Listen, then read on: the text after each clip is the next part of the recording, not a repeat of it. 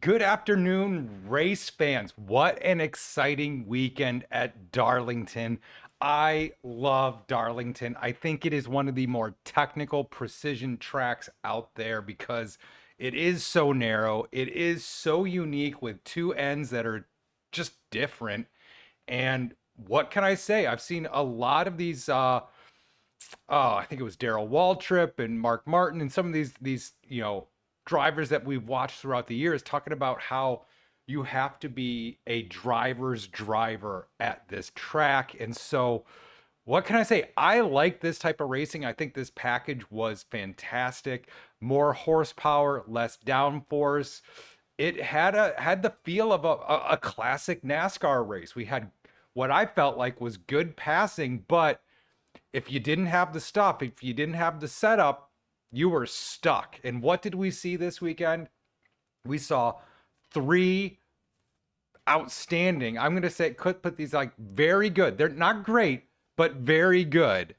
So I've got my letter grades in. I would have had this for you yesterday, but I realized I had an error in my spreadsheet I had to figure out and fix. So sorry for the delay, folks, but I thought it was better to have the correct information instead of giving you sort of an incorrect detail in my spreadsheet. So what can I say? Let's get into it.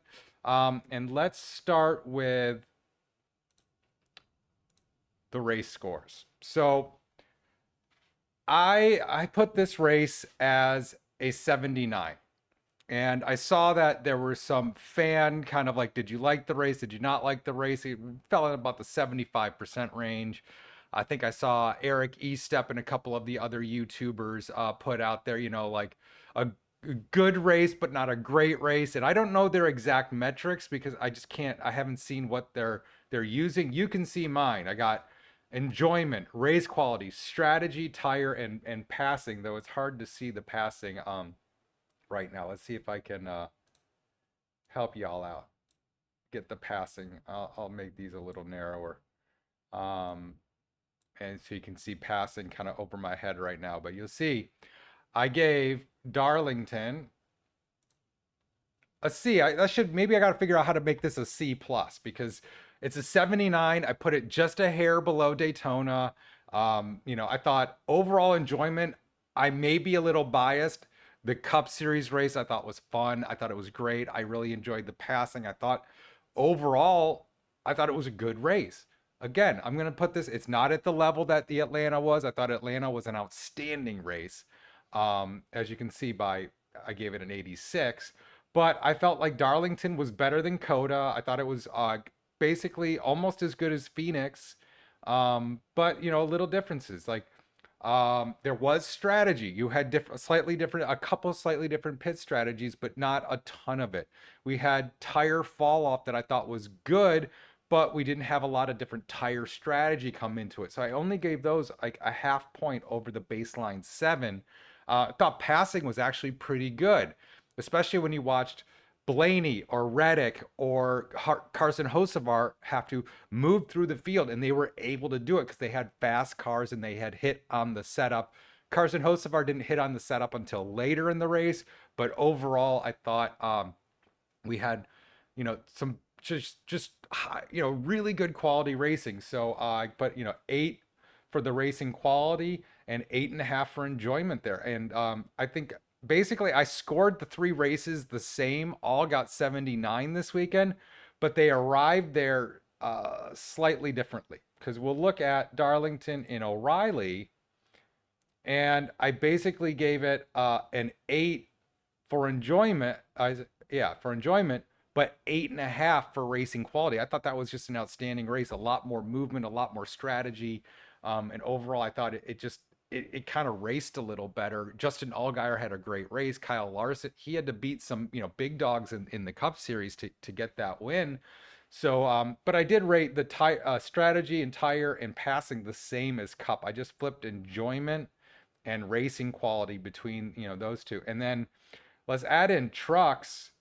Trucks, I gave the same score. I basically scored it the same as uh, O'Reilly, except for I gave the tire less less, and I gave strategy a little bit more because Corey Heim had to do some serious movement at the end there. Corey Heim is going to be a superstar in this sport, in my opinion. I'm kind of amazed he doesn't have a full time ride yet, but my guess, and I feel bad for Riley Herbst, is that next year we're going to see Corey Heim in that third 2311 seat, and Riley Herbst maybe racing for somebody else, and or maybe he goes down and maybe they start an O'Reilly program at 2311. You put Riley Herbst in there, or a truck program and put him in there. But overall, I think that Corey Heim just has a much higher potential than Riley Herbst. But I like Riley Herbst. He's definitely doing a better job this year. But I think that is because, and we're gonna get into I guess um, more Cup stuff. But I do think that overall Toyota and 2311 have hit on something. Toyota in general, because we can see 2311 and JGR both look like they have very fast cars this year. But 2311, I think, has hit up on something with the setup or something specific because we're seeing both Bubba Wallace and Tyler Reddick being very fast. Reddick has really nailed his setup. Like, just look at how he started the year. Um, and the fact that Riley Herbst was doing so well means that 2311 has hit on something and that they got their vehicle setups right. The fact that Hendrick Motorsports is not doing well is telling us that there's something wrong with their setup. Either they're not getting the acceleration, like the torque isn't right, or maybe there's something there. Maybe they just need to go back and start and retune from the beginning and start over, because maybe it has something to do with maybe they thought they had good tunes from last year, but with the new body style, maybe the tunes and the body style aren't getting the balance right. Maybe you have to go back to ground zero. I don't know. I'm not a car setup engineer, but I'm thinking about just how they're not able to really stay in that top five like they have historically been able to do. And we actually saw Spire Motorsports performing much better as the Chevy vehicle than the Hendrick Motorsports or Trackhouse or RCR. So Spire has hit on something, and you can kind of see it with how Carson Hocevar performed in the third stage. Now, he qualified kind of poorly, 16th, had to move to the back because I guess the first control arm they replaced was approved. The second control arm that they replaced was not.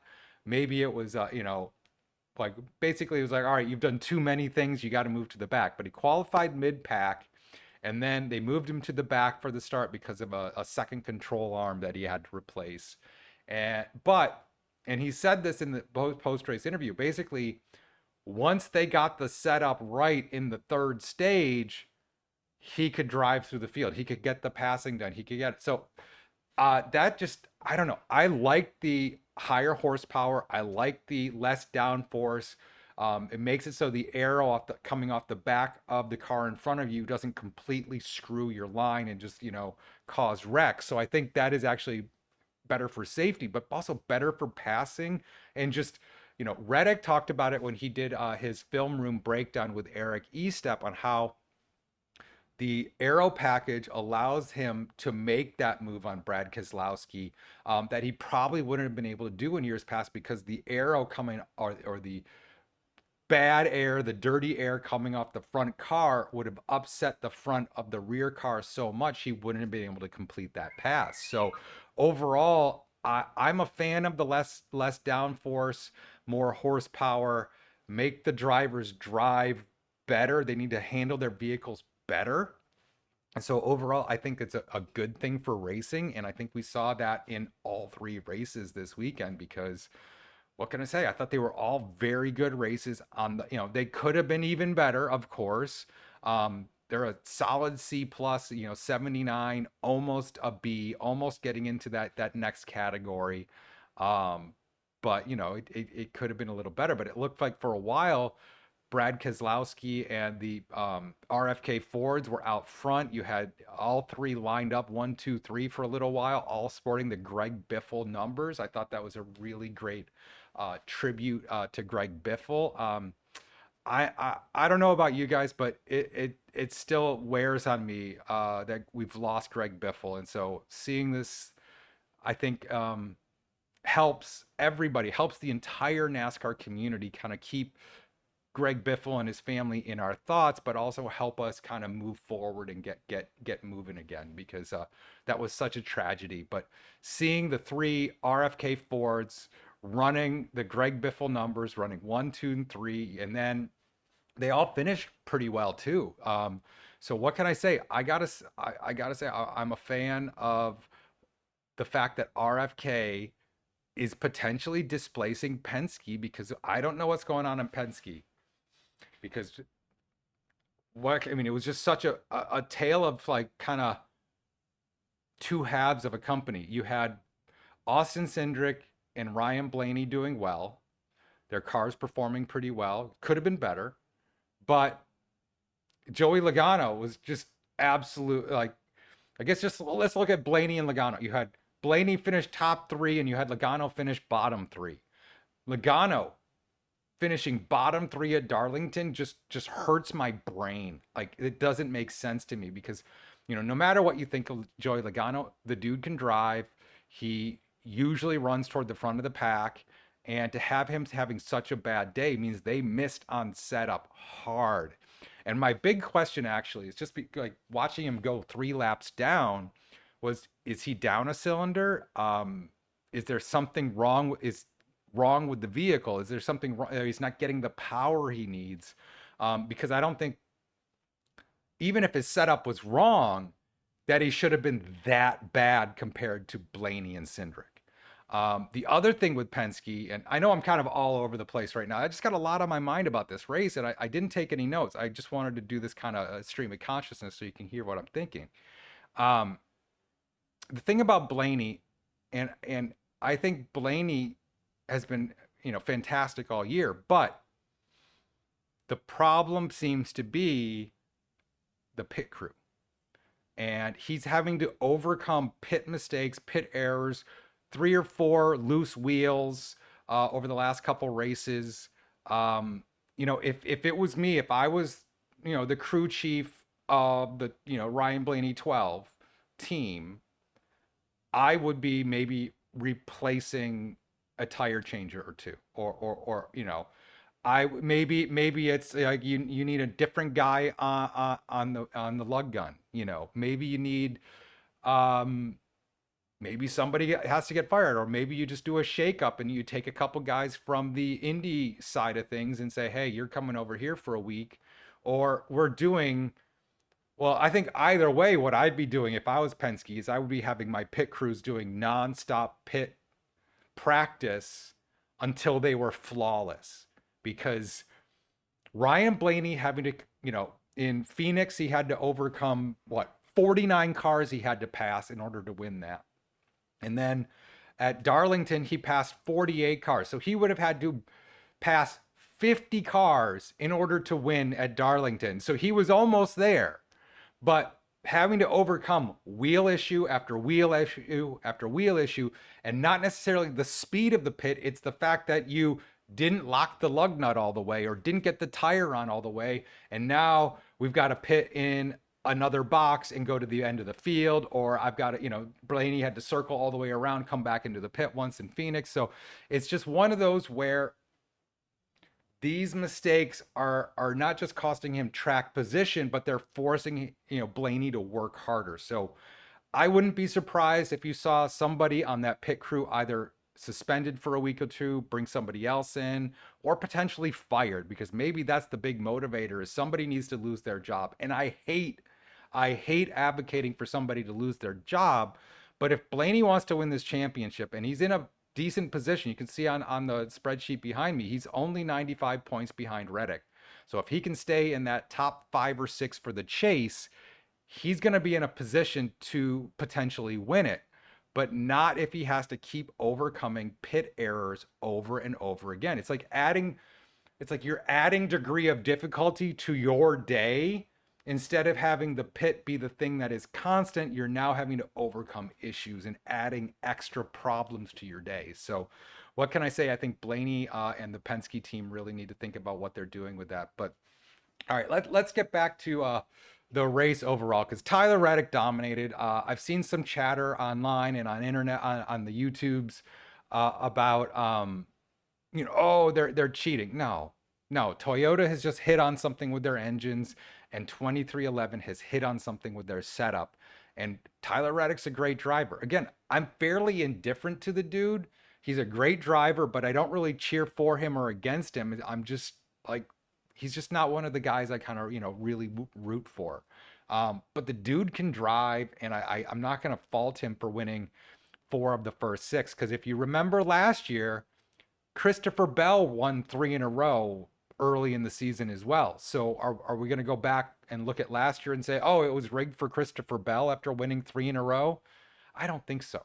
So I think it's just a lot of people just seeing that Tyler Reddick is having a dominant performance this year and he's having a breakout. And it's a career year for him. He's going to have to get a new contract by the end of the year.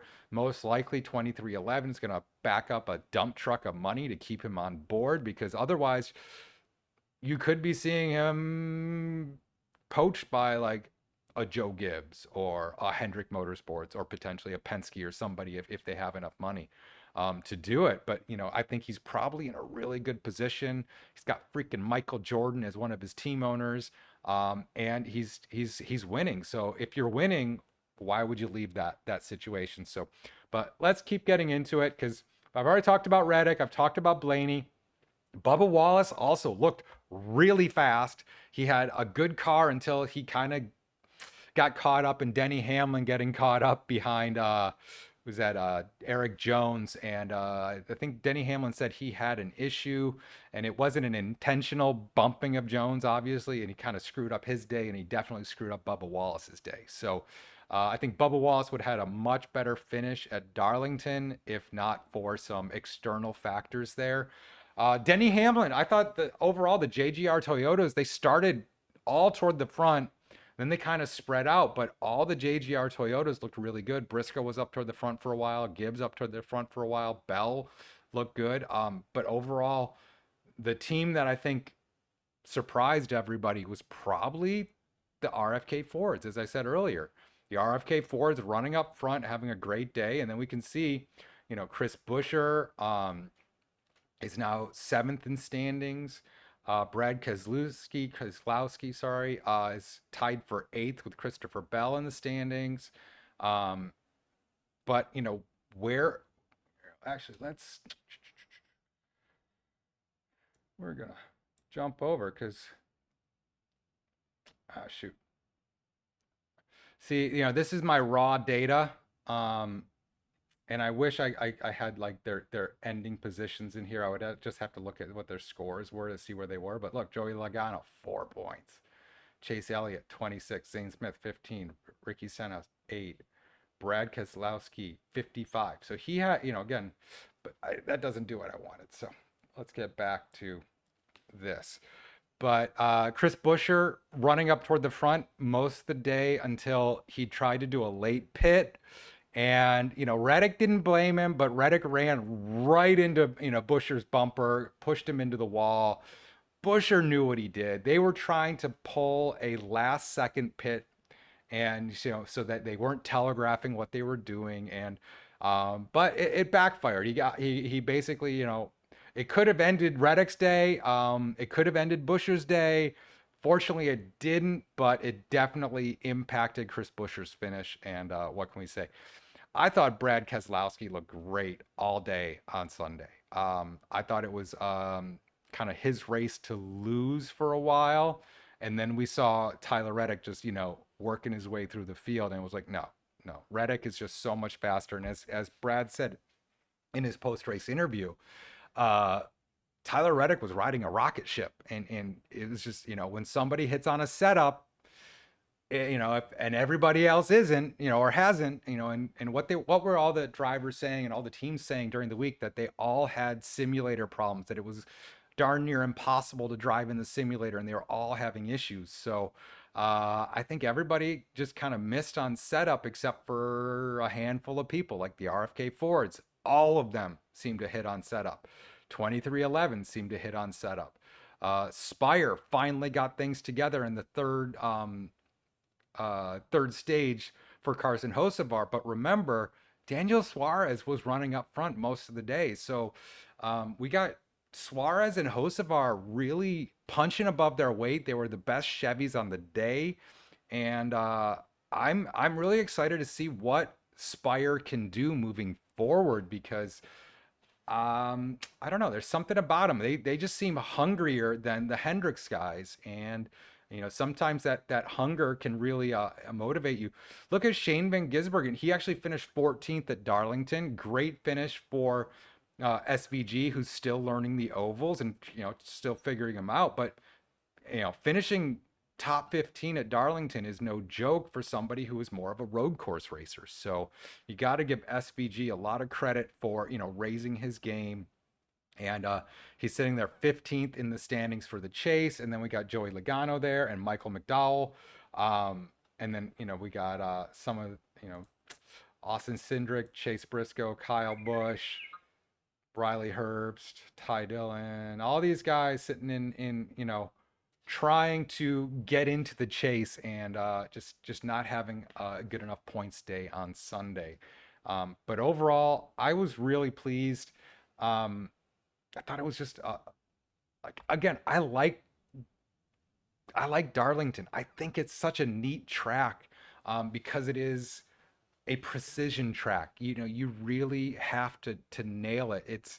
You're you're competing against the other drivers, but you're also really kind of competing against the track and making there's a reason they call it what the black lady or the lady in black or whatever they call it, and it's because it's not an easy track to drive. It's narrow, it's banked, it's got different ends. All the corners are basically different, and it's challenging enough that one of the things I really liked in the post race interviews, I think it was Blaney and Austin Cindric, and talking about how much fun they had with this package, and it was fun to drive. And I think getting the fun back into racing will make it better for the drivers, make it better racing, but overall improve the quality of racing. So when it's all just, we got a million pounds of downforce, we can just put the, pedal to the floor and just, we're glued to the track like it's on rails, but nobody can pass, nobody can move, nothing can happen. That's not fun.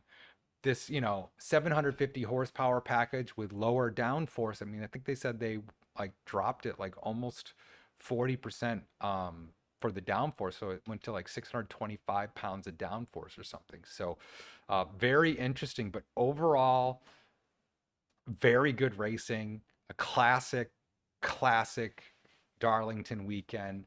And I can't wait for the Southern 500 later this year at Darlington because, you know, the the 400 lap race is awesome in the spring, but when you get to the big race in later in the year, that's the one that there's a reason it's a crown jewel event. So just I just I don't know. I'm a big fan of Darlington, as you can probably tell. But let us look at kind of the bigger movers in NASCAR over the weekend, because that's kind of what I want to look at here. So Ryan Blaney went up one spot, Bubba Wallace down one. So basically, these top five kind of unchanged, except for Blaney and Bubba Wallace kind of switched spots. They're 25 points apart. But look at that. I mean, overall, Toyota's having a really good year. Chase Elliott and William Byron still up here. They've been pointing well, but not necessarily finishing where we think Hendrick Motorsports should be finishing, and they don't have any wins on the season. So, they're pointing well, but without the wins, it's going to be really difficult to keep up with Tyler Reddick, Ryan Blaney, Denny Hamlin. I guess those are our only three winners so far, but what can I say? Then, so William Byron moved up two spots. Chris Buescher moved up two spots. Bell dropped two. Keselowski went up three. As I said, a big move by Brad Keselowski, and I was really impressed by the RFK Fords. Kyle Larson dropped 3 points. He had a horrible day. I sounded like toward the end of the race. I think he finished like 32nd, but it sounded like toward the end of the race he had something broken in the back end because he was just off the pace. They almost threw a caution because of it. He got over the radio. They told him he had to speed up. He was below the minimum safe speed. So he definitely had an issue with that Hendrick Motorsports Chevrolet. And then Ty Gibbs, another top five or sorry top 10 finish. I think he finished sixth. Ryan Preece, I'm a fan of Ryan Preece. The dude's a hard nosed short track racer. I just like him. He just seems like a good dude, and I'm glad that he had a good day. Finished pretty well, and then he moved up a spot to 12th in the standings. Carson Hocevar, I'm a fan. I know, and the thing that just annoys me is this stupid hurricane nickname that they're trying to label him with. Because frankly, is there a positive connotation to hurricane ever? Like, I understand in boxing there are some boxers that have the nickname Hurricane, but that's because they come in and wreak havoc and destroy, and they you know they hurt people. So I don't know. I find the whole hurricane thing to be kind of insulting. It's also what I would call a permission structure to denigrate and just say things about him that you wouldn't normally say about another driver. I think it was Jordan Bianchi and Jeff Gluck last week when Joey Logano, um, or was it 2 weeks ago? But anyway, it was they were talking about Joey Logano, running into the back of Ross Chastain, which then wrecked into Austin Cindric. So Joey Logano basically took out his teammate in Austin Cindric by that either ill-timed or ill lined up push on Ross Chastain, or I'm kind of convinced that Ross Chastain was trying to block Joey Logano there. So either way, it ended up that Joey Logano took out his teammate Austin Cindric. And what Jordan Bianchi said was, imagine if this was Hocevar. Imagine what they would be saying if Hocevar did that instead of Joey Logano. They would be looking for a rope and a tree to just basically hang Hocevar metaphorically, not literally. And just this is the lack of consistency in how they talk about people that just annoys me. Because look, I understand that Hocevar has caused some wrecks in the past, sure, but what did he do yesterday? No wrecks, nothing overly aggressive except for really good driving. He went three wide at one point, which was, I guess, the most aggressive thing he did, but that was toward the end when he had way more grip than the cars around him. So but I don't know, this is just a personal gripe of mine because I can see like the consistent language use for Hocevar versus other drivers for basically the same type of behavior. Like, would they have called out Brad Keselowski for the Texas move back in the day that they called out Hocevar for when he did that, and he tried to squeeze in between Bubba Wallace and Christopher Bell on that restart a few weeks ago? I don't know if they would have called out Brad Keselowski the same way they called out Hocevar. And what I just want is consistency, and I just think the Hurricane name is just stupid. And but hey, that's my hot take for the week. What can I say? And then so you got Hocevar up 2 spots, Daniel Suarez up 3 spots, Shane Van Gisbergen up 1, Joey Logano down 5, and Michael McDowell down 3. I believe on my spreadsheet I have Michael McDowell and Joey Logano kind of tied for 16th. They have the same number of points, but I guess Joey Logano has the tiebreaker there. So yeah, I got to try to figure out how to make tiebreakers fit into my spreadsheet somehow. But I mean, look at how Carson Hocevar, Daniel Suarez, and Michael McDowell are punching way above their weight for Spire Motorsports. I think people need to reevaluate Spire and realize that they're getting bigger, they're getting better, and they're improving overall. And the consistency of Daniel Suarez now that he has better equipment. Carson Hocevar is he's Carson. the dude can drive. We just got to get him some consistency and finally get him a win. I think once he gets a win, he'll calm down a little bit with some of the aggression. But right now he just same thing with like Ty Gibbs has tempered his aggression a little bit and he's got that consistency, and that's why I think we're going to see a Ty Gibbs win probably by midsummer or the second half of the summer somehow. But I kind of have that same feeling with Carson Hocevar. He's just on the verge of breaking through. And I think once he gets that victory, same thing with Ty Gibbs, once he gets that victory, it's going to take a lot of the pressure off and allow, maybe to temper that aggression in more usable ways. But remember what happened this weekend. He didn't crash. He didn't cause any problems for anybody else. He just drove very aggressively, was doing very effective slide passing, and just was frankly driving a very technical good race in stage 3.